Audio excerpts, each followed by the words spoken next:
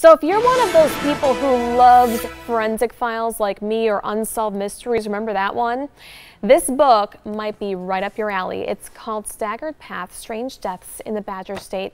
Retired Milwaukee Police Lieutenant Steve Spingola wrote it. So you covered 30 different homicides, right? About 30? Correct. What are the similarities that people think that there was some type of serial killer? What are the similarities in all of these in Wisconsin? Well, the big problem is these are young people. They're healthy, they're strong. Some are in the military with military training, yet they're all found drowned.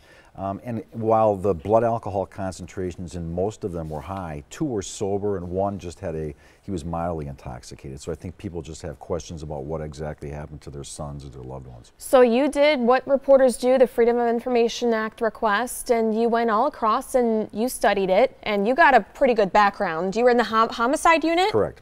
For how many years? 18. 18 and 30 total for MPD. Correct. Some people thought this was attributed to like the Smiley face killer. What do you think happened? Are these all related, yes or no?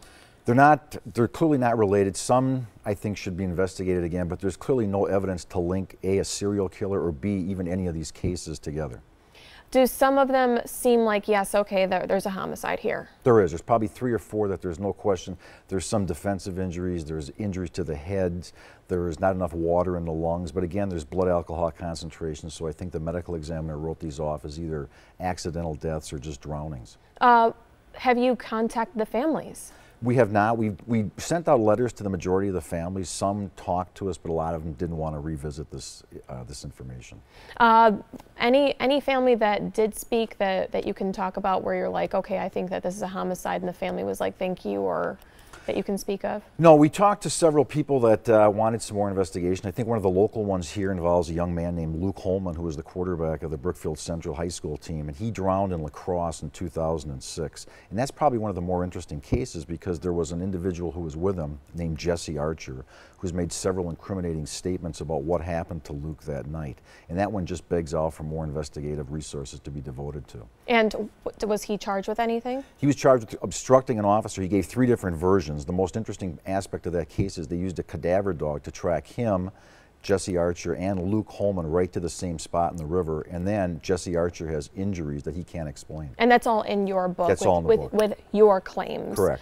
And can you talk about the people who, talked about the Smiley face killer? Who are these guys that did that? There were 2 allegedly retired New York City detectives that came. They went up to Eau Claire, they went up to La Crosse, represented themselves as active investigative officers, and obtained information, interviewed people, and they came up with this Smiley face killer. I found nothing to indicate that there's any type of a serial killer, much less that these cases are even linked together.